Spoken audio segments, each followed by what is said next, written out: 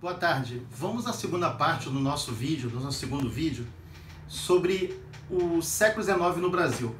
Agora nós vamos falar da independência do Brasil até 1889, onde houve a proclamação da República. Nós vamos falar de alguns fatos, mas vamos falar das curiosidades. Conforme eu falei na primeira parte, hoje na telenovela estão falando de pessoas que ressuscitaram e pessoas que ressuscitaram do século XIX, viviam no século XIX e ressuscitaram agora no século XXI. E a gente vai saber agora, estudar algumas curiosidades sobre aquela época e a época de hoje. Vamos ao quadro. A segunda parte. O Brasil, em 1822, ele tem a sua independência, 7 de setembro de 1822. É interessante que a independência do Brasil, apesar que muitos alegam, foi uma independência sem revoltas, foi uma independência que houve de modo fácil, mas não, na verdade não foi isso. A independência do Brasil, ela teve vários movimentos revoltosos, pessoas contra a independência, havia movimentos para a manutenção do Brasil como colônia, e havia movimentos que queriam a independência do Brasil, mas não que ele se tornasse um império, uma república. E o que acontece? Houve também, posteriormente, para reconhecimento do Brasil como nação livre, Portugal exigiu uma indenização. A nossa dívida externa começa logo após a nossa independência. Portugal pediu uma indenização e o Brasil, por ordem da Inglaterra, teve que pagar essa indenização. Em 1822 a 1831, Dom Pedro I, o Pedro de Alcântara, eu não vou falar o nome dele, que o nome dele é gigantesco, ele, filho de Dom João e da princesa Carlota Joaquina, ele se torna o primeiro imperador do Brasil. E de 1822 a 1831, Pedro I, ele administra o Brasil. Nesse período há algumas revoltas, mas ele consegue manter a estrutura do Brasil.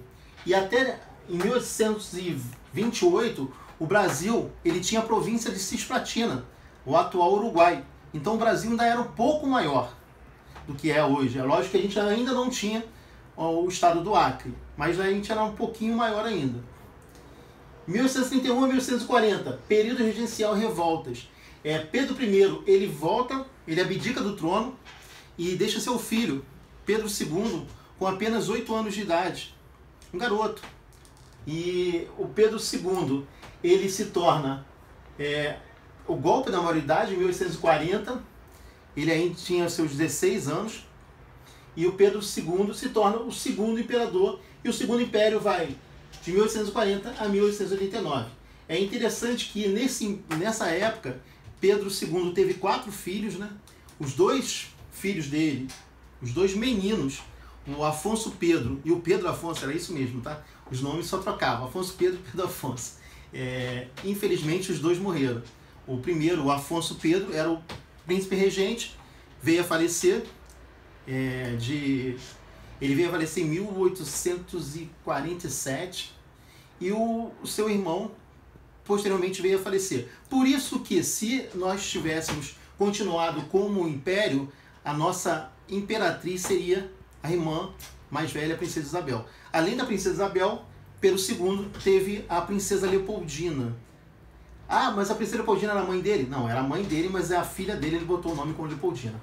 O que aconteceu nessa época? O auge do café, a economia cafeeira. Só para ter uma ideia, em 1860, o Brasil tinha 70% da economia do café do mundo. Quer dizer, em cada 10 cafés tomados no mundo, 7 eram brasileiros. Então, o auge da economia do café deu à aristocracia cafeeira poder, riqueza e status. O que acontece nessa época? Essa economia cafeeira, ela cresce, cria os cafeicultores, os senhores do café, o ouro negro. O que vai acontecer? Cria uma nova sociedade. Essa sociedade, ela tinha algumas características. Essas características vividas hoje pelos personagens desta novela. Por exemplo, na hora de uma dança, quando aquela pessoa, um rapaz da elite, ela pedia para dançar com uma sinhazinha, com uma moça de família, ele tinha que falar: me dê a honra desta dança. Por quê? Se ele falasse: me dê o prazer desta dança, ele estava passando isso, que aquela sinhazinha seria uma prostituta. Prazer naquela época só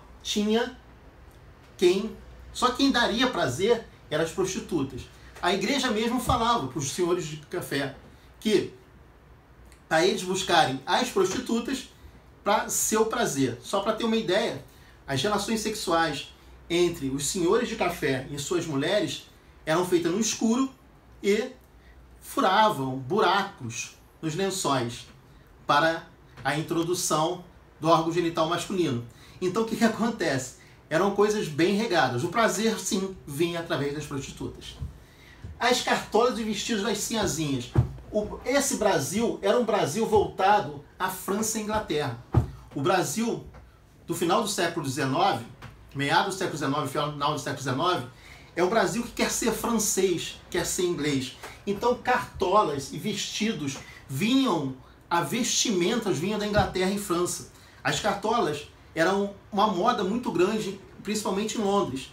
E os senhores de café, mesmo no Brasil quente, principalmente aqui no Oeste Paulista e no Vale do Paraíba, aqui no Rio de Janeiro, eles usavam cartolas, paletós, fraques e muitas das vezes uma pequena gravata. E as sinhazinhas usavam aqueles vestidos longos, muitas das vezes amarravam seus cabelos e 3, 4 náguas abaixo dos vestidos.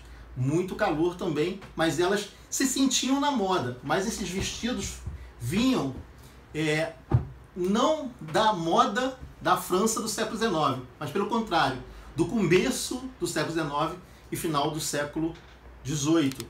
Quer dizer, esses vestidos para as sinhazinhas era moda, mas lá na Europa já não era moda há muito tempo. Os pobres comendo bacalhau. Interessante, né? Hoje você vai comprar bacalhau e é muito caro. Mas naquela época, a Inglaterra forçou muito introduzir muitas mercadorias no Brasil. A Inglaterra, no Mar do Norte, ela produzia muito, tinha uma indústria extrativa de pesca muito grande de bacalhau. E ela começou a vender para o Brasil. E como chegou aqui e era muito grande essa oferta, os pobres, além de comer carne seca, farinha, mandioca, eles passaram a comer bacalhau também. Eles comiam bacalhau e também outros peixes salgados provenientes da Inglaterra. Os escravos tigres. Você vai falar assim, que escravos tigres são esses? Existiam tigres no Brasil? Nunca existiram. Na verdade, esses caras aqui eram negros que andavam, principalmente no Rio de Janeiro e Recife, carregando os dejetos dos brancos. Eles pegavam várias bacias com os dejetos de urina e fezes e durante o dia ou a noite carregavam esses dejetos para a Baía de Guanabara ou para o Rio de Recife e o Rio Capibaribe, onde também os escravos jogavam os dejetos, tanto de fezes ou urina, dos seus senhores, né? E o que acontece? Nessa época, foi a Prefeitura de Recife, o governo de Recife, criou uma lei que só poderia jogar os dejetos na rua, ou os escravos tigres só poderiam passar à noite. Então, quando as pessoas jogavam, muitas pessoas também jogavam a urina e as fezes nos seus sobrados, na parte de cima mesmo na rua. E o que aconteceu? Foi criada uma lei que antes de jogar água tinha que falar assim, vai a água, vai a água, vai a água. Depois você jogava as fezes e a urina nas ruas. Isso no começo do século. Posteriormente vai haver o quê? A introdução das ruas pavimentadas e as ruas com iluminação. E também essa pavimentação ocorre por quê? Por causa das carruagens. Vem da Europa, principalmente da Inglaterra, as carruagens para os senhores cafeicultores que também tinham suas casas nas cidades. Por exemplo, o personagem dessa novela, ele tinha casas na freguesia do Ó. E era muito comum essas pessoas terem as suas casas grandes nas cidades e ter outras fazendas no campo. E essas casas grandes, elas tinham, por exemplo, tem um relato de uma casa que tinha 64 cômodos. É de um barão que habitava em São Paulo e só de leitos eram 32 leitos. Quer dizer, ele é uma só casa, né? Não é nem a casa grande. E outra coisa, conforme eu falei, ser francês, ser inglês, criou a ideia do Mister e da Madame. quer dizer, o senhor cafeicultor, o aristocrata brasileiro, ele era chamado de mister. E ele usava suas cartolas, seus fraques. E as sinhazinhas e as mulheres dos cafeicultores eram as madames francesas.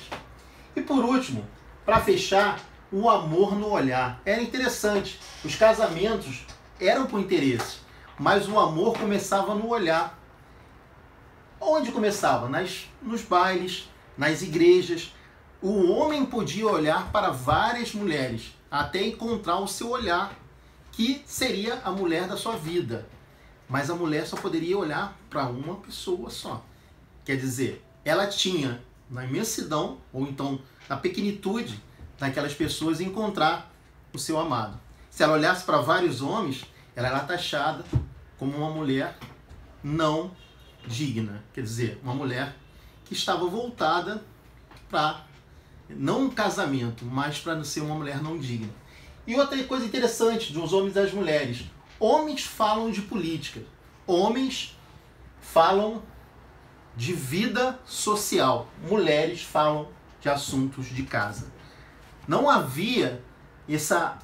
A mulher nem sabia, muitas das vezes, quem eram os seus governantes. Porque o seu senhor falava de política. O seu senhor era o responsável. E interessante que nessas reuniões dos cafeicultores tinha as carregadeiras. Eu não sei se vocês sabem o que são as carregadeiras. Havia reuniões dos cafeicultores, eles fumavam, tomavam café, muitas vezes tomavam licores franceses e até uísques ingleses, e ao lado sempre tinha uma carregadeira. Era isso mesmo.